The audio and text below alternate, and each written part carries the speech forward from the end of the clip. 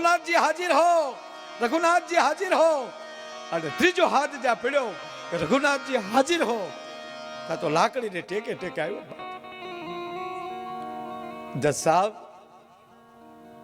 આપ રઘુનાથજી હે? હા મેં રઘુનાથજી. લીધા એને. આપને ખબર છે આ માણસે પૈસા આપ્યા? હા મને ખબર છે. એનો પુરાવો કે જજ સાહેબ એનો પુરાવો એટલો જ કે શેઠને જવા દેતા નહીં, તમારા માણસને મોકલો. શેઠનો જે બેઠક રૂમ છે એની સામે જે અલમારી છે, અને અલમારીના એટલા ખાનામાં આ નંબરના પુસ્તકમાં એટલામાં પાનામાં હાચી રસીદ છતાડેલી મૂકી છે. જાઓ મોકલો માણસને.